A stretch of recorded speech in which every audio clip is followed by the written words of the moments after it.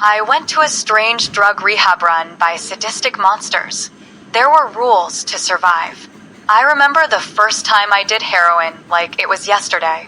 When I sniffed it, it felt like a powerful, relaxing massage flowing down my body like water.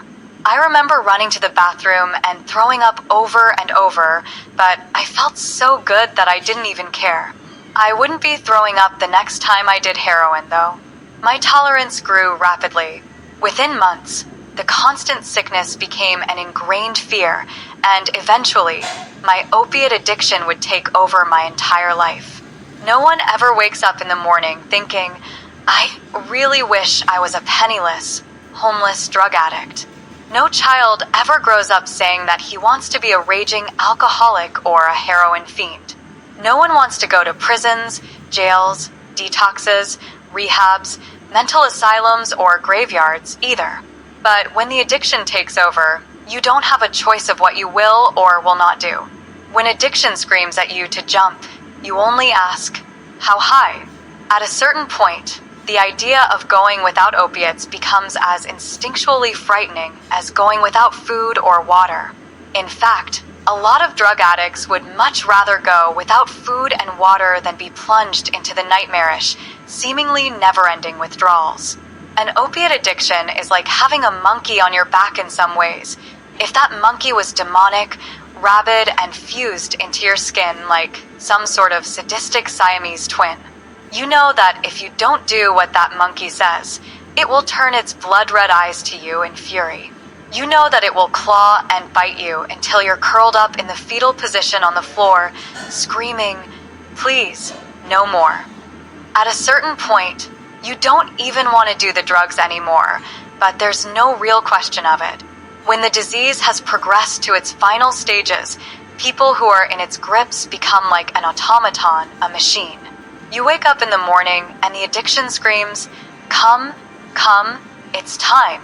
And even though you've just opened your eyes, you go over. You know you don't want to do drugs anymore, yet you find yourself sitting in front of them anyway. And after years of this, you give up all hope of ever having a life where you're not a soulless puppet until the only way out in the end seems like death. But not me. In my conscious mind, I knew I didn't have a problem, that I just hadn't figured out the perfect way to control my drug usage yet. My delusion told me that there was some grand middle path where I could get high anytime I wanted and then stop whenever I felt like it.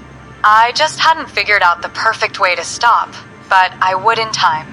Of course, this was insanity. After getting kicked out of my apartment and losing my job, I decided it was time to try rehab again. It certainly wasn't my first time there. I had tried everything before, from prison to jail to rehab to detox to methadone to Suboxone to NA meetings and plenty of other things. Somehow, I hadn't figured out the perfect method yet, but because my sickness told me I wasn't sick, I was convinced it was only a matter of time. Soon, I would just quit and be free of this terrible addiction, but certainly not today. It would always have to be next Tuesday, or maybe next Friday. Next Friday always seems good and reasonable until it comes and you realize you're still hopeless and on your way to an early grave. Yet, this time was also different in a fundamental way. Because really, at this point, I did want to stop. The party had long ago ended, and now the addiction was a full-time job that paid only in wages of misery and death. So I went to detox for the 12th time. I suffered the same nightmarish withdrawals as a million times before, not sleeping for days, feeling my heart racing, seeing my hands and fingers trembling, feeling my stomach doing flips as it debated with itself whether it could hold down any food today. And then, at the end of this madness, the nurse told me there were no beds available in their long-term inpatient rehab, which was a place I knew well, having spent months of my life there previously. So, what am I supposed to do?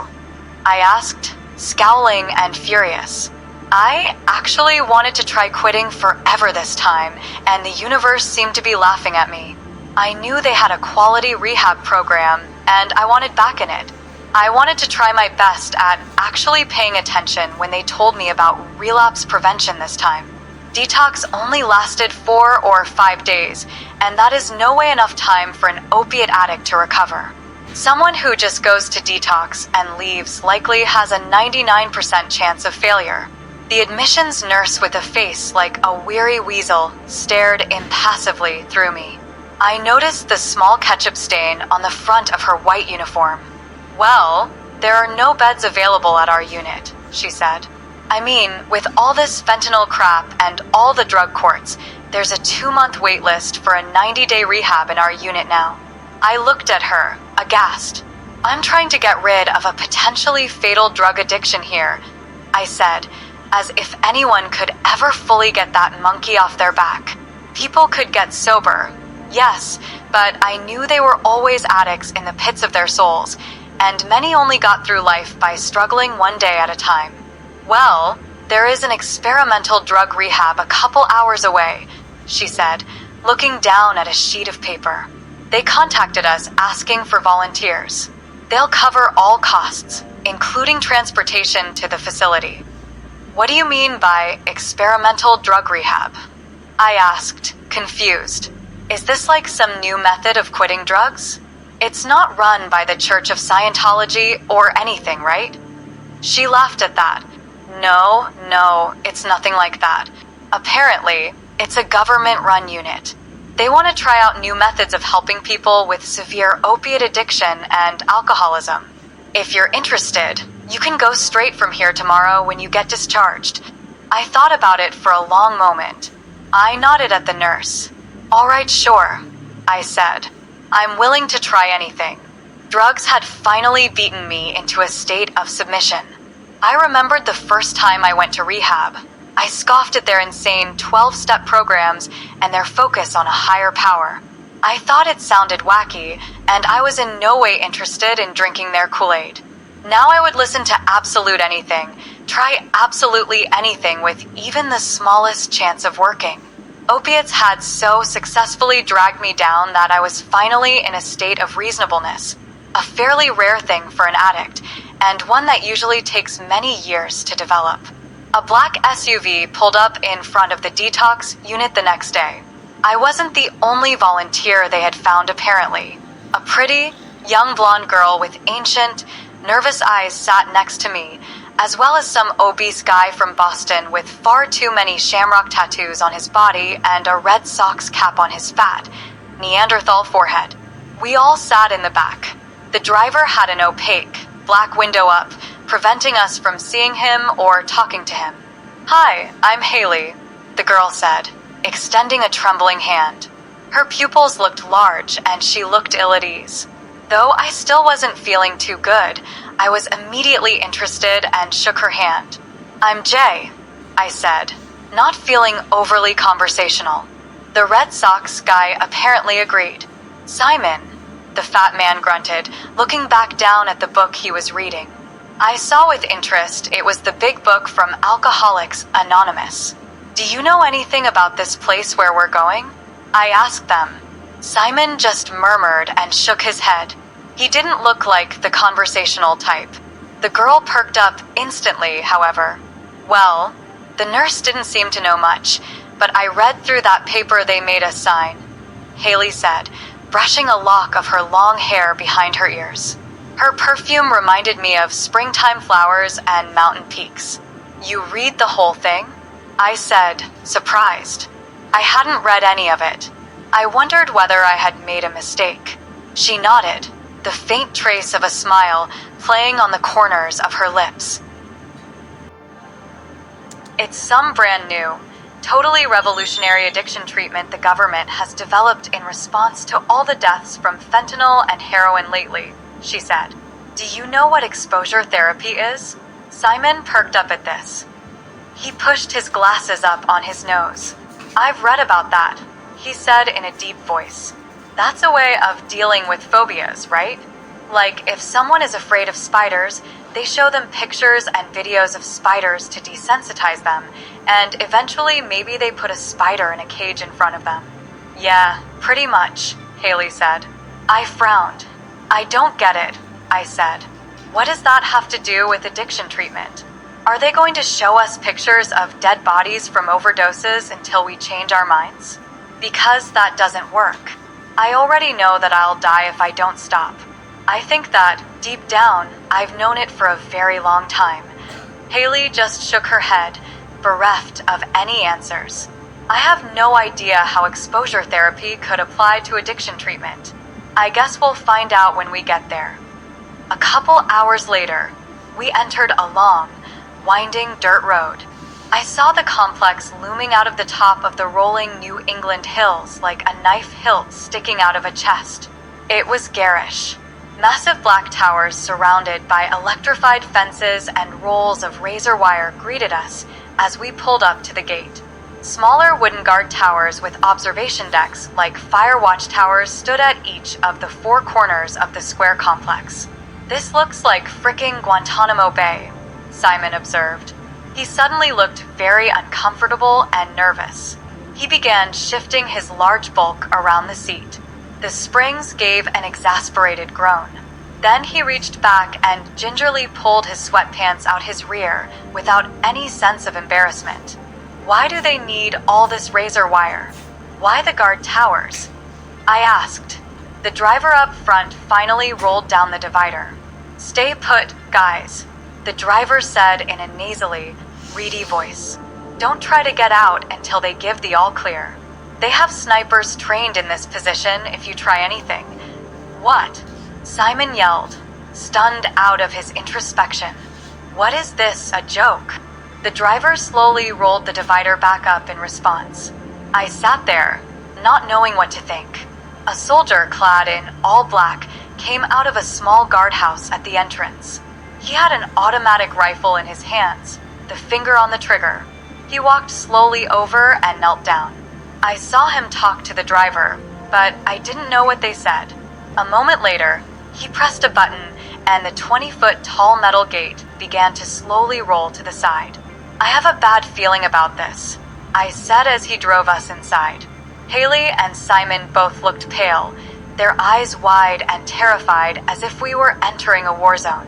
A garage door opened in the slick, metallic black surface of the towers.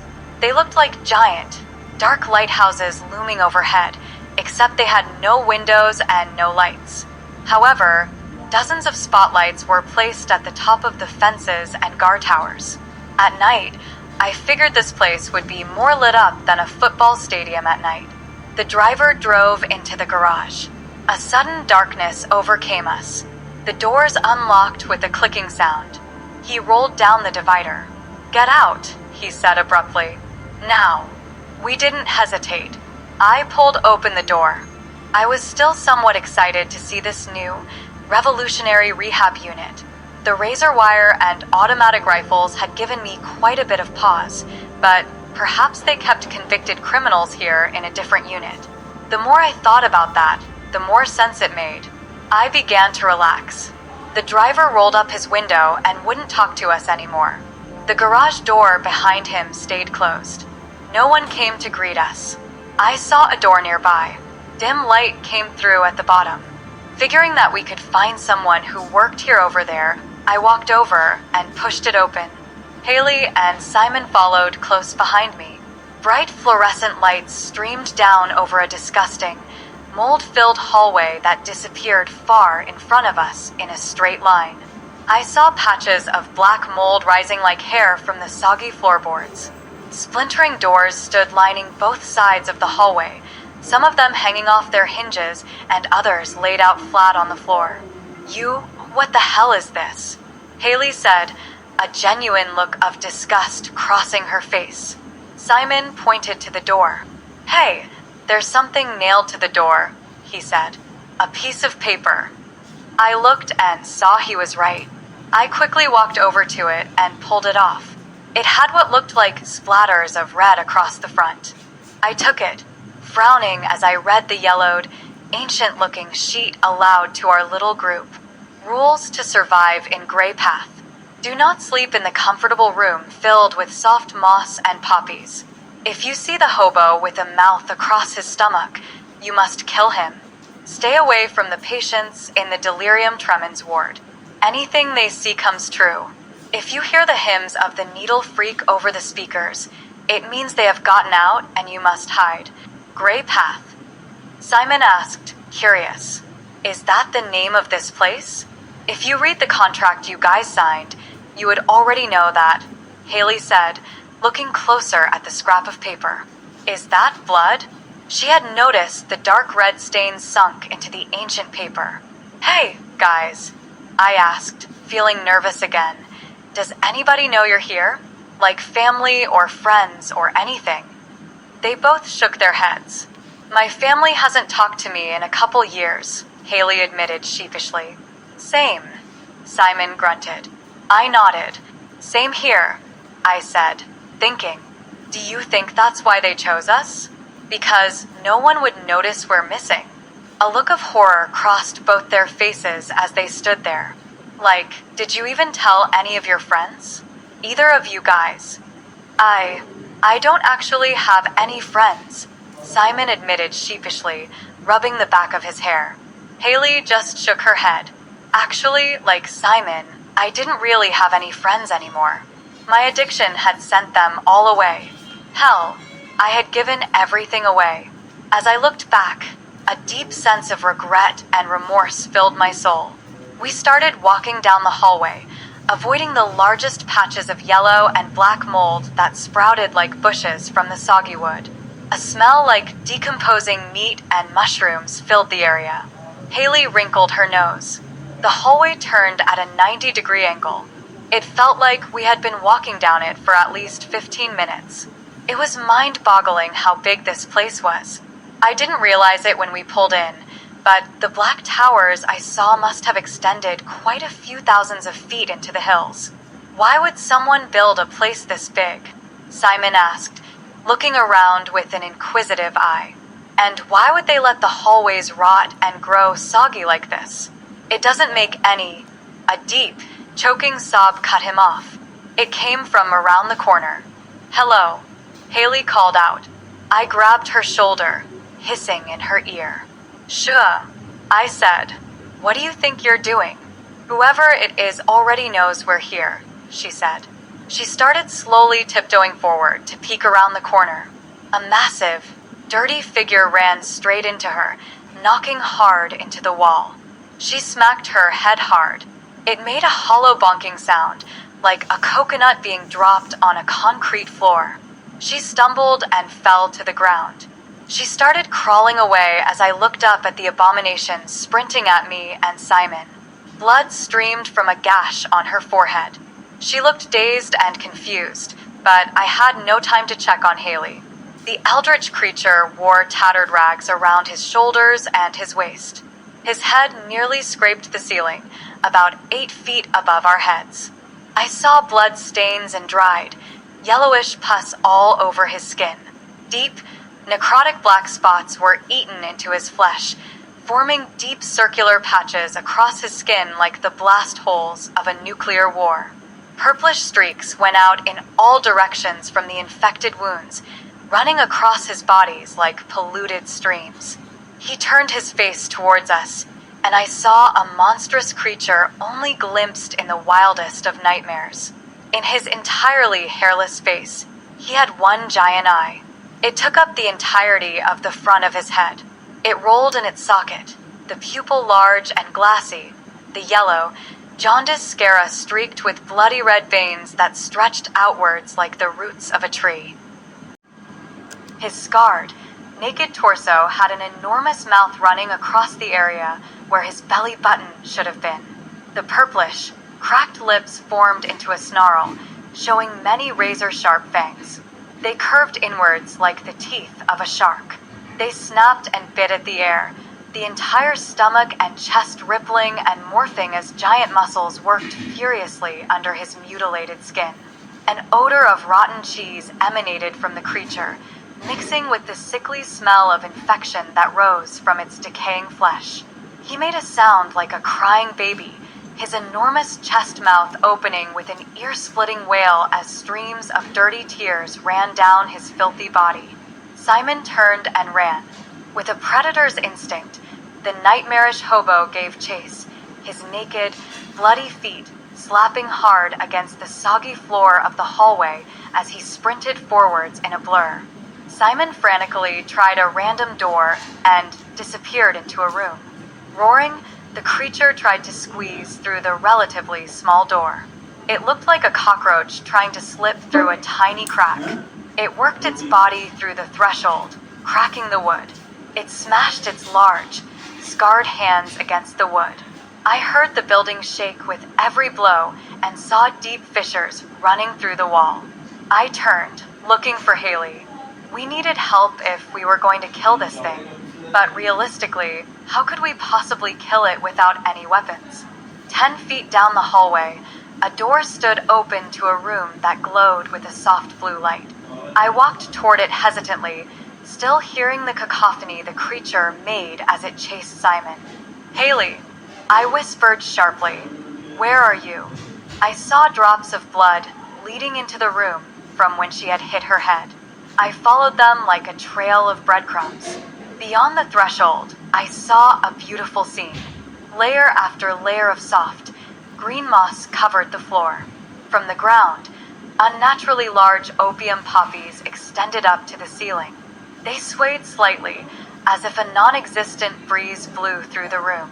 A sweet, earthy smell radiated from their beautiful pink and white flowers. I felt a sense of calmness and relaxation come over me. A sense of tiredness came over my mind. My eyelids began to droop. Then I saw Haley, laying on the ground, asleep. All around her, large, tick-like bugs skittered and ran. Each was the size of a baseball. They took turns biting Haley at areas of exposed skin, latching onto her and sucking her blood. A few had already grown fat and changed from a jet black to a dark red. I looked in horror at Haley's pale face. "No!" I screamed, running forwards. I began ripping them off her body, a sense of adrenaline coming over me. It instantly banished any thought of sleep. Haley's eyes fluttered open as drops of blood flew from the creature's mouths. I ripped them off one by one. After I had gotten nearly a dozen of them off her, she stood up, dripping blood from countless bite marks. Her face looked pale and her lips slightly blue. She wavered on her feet, trembling. I thought she might pass out, and I held her arm tightly. "Get out of here!" You whisper shouted ahead. The monstrous black ticks still circled us, trying to crawl up on our legs and bite us. I kept kicking on them and stomping them. Their bodies exploded under my shoe like a water balloon filled with dark, clotted blood. Haley and I started to turn when a silhouette filled the doorway. The hobo leered at us inside the room of moss and poppies. He had Simon's decapitated head in one of his filthy hands, the long, dirty nails of his finger biting deeply into Simon's bloodless, white skin. He threw it at us, hitting me hard in the chest and knocking the air out of my lungs. I screamed, looking down at Simon's cyanotic flesh and sightless, staring eyes. His blue lips were pressed together as if in an expression of disapproval. I felt more of the ticks trying to climb up my legs. As the hobo began trying to smash his way through the doorway into the room, getting stuck just like he did before, a desperate idea came to me. I picked up one of the tick creatures, holding it gingerly by its sides.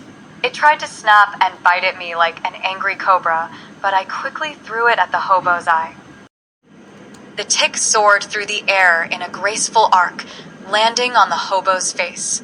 Its black, spider-like legs writhed, twisting around the back of his head. The hobo's arms were held back by the door, and his body was wedged in the threshold. He screamed as the tick went for his eye. The hobo tried to close the massive lid, but the tick's probing mouthparts punctured through. A waterfall of vitreous fluid and blood streamed down the hobo's face. In a panic, the hobo pulled forwards into the room, taking half of the wall with him. It cracked and fell apart with a sound like collapsing bricks. Haley and I took the opportunity to sprint through one of the newly formed gaps and into the hallway. Blind, the hobo spun in circles as the ticks surrounded him, crawling up his legs and chest. He smashed himself over and over, using his large, scarred hands to splatter their insectal bodies all over his skin and the surrounding walls, but more came. Soon, he fell down, wailing with noises like a frantic baby under the army of dozens of enormous, mutated ticks.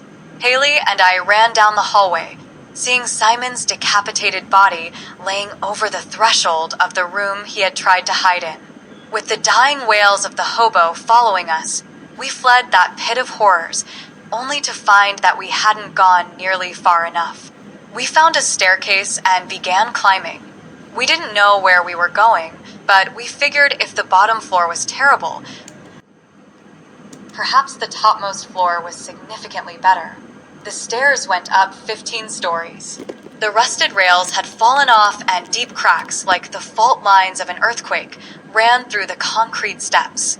They looked like they were getting ready to crumble into dust. We opened the door to the top floor. It gave a loud shriek of rusted metal. I winced, glancing down the hallway.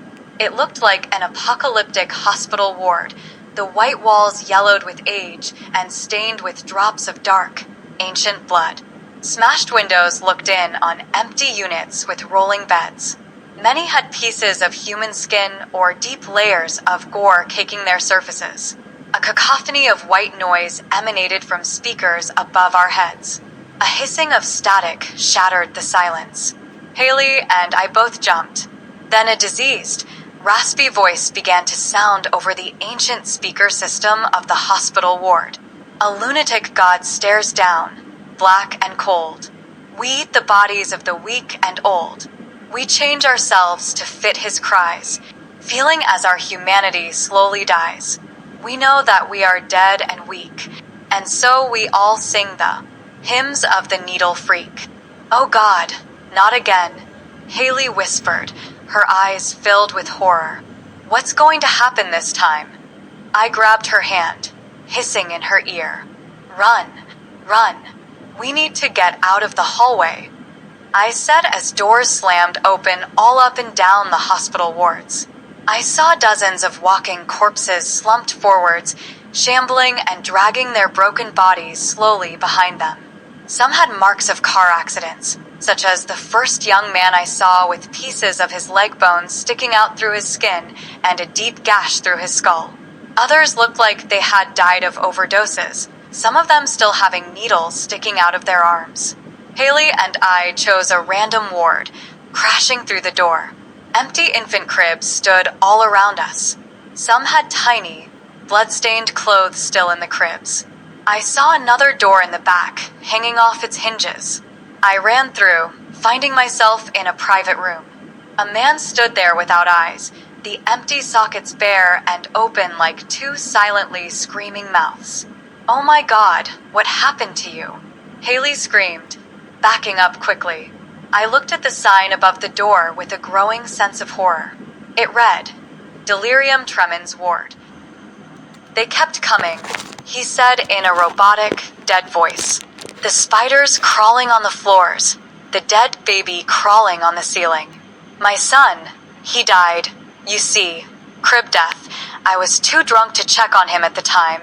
Didn't find him for 12 hours, but here, he stopped, inhaling deeply. They're all here. I felt their claws on me. I saw his blue lips as his head spun around 180 degrees, and he showed me a mouthful of needles. A mouthful of needles. He trailed off, clawing at his hair with dirty hands. I had to take out my eyes to stop seeing. I couldn't keep seeing it. I couldn't. Reality is ripping at the seams. The eyeless man continued, his gouged out sockets slowly dribbling blood down his cheeks like crimson tears. It's ripping, and I have nothing to hold on to now.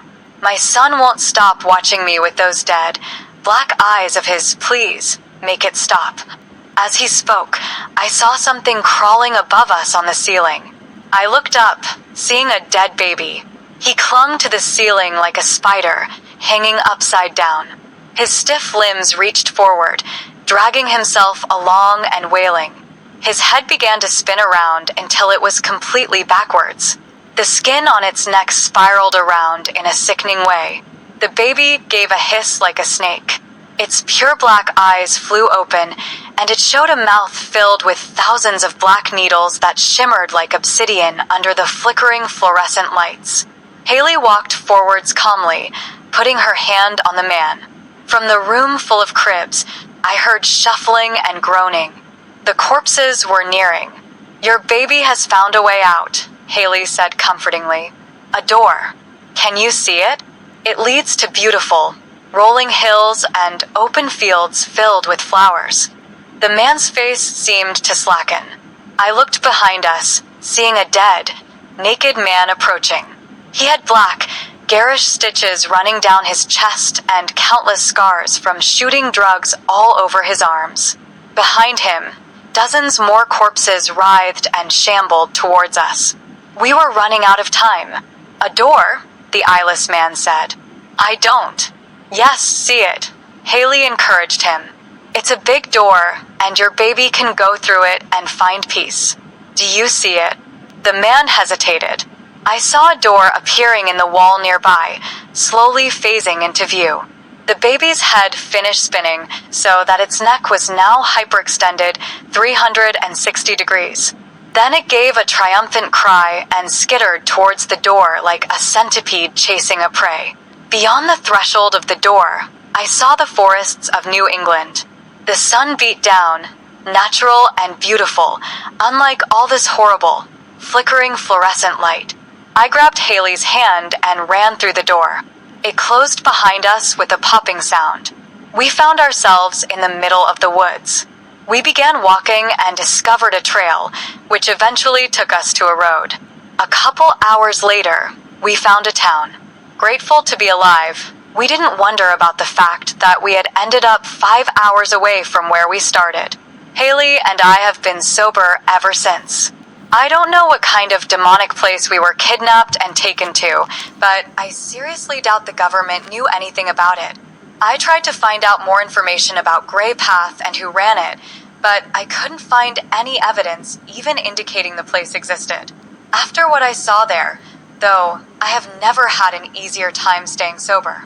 Dealing with the horrors and nightmares of Gray Path, seeing the walking corpses and the end stages of addiction, it changed me in a fundamental way.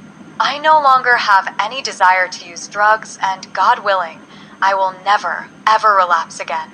If you like scary stories, please like and subscribe my channel for more videos, and don't forget to share with your friends. Thanks for all your support.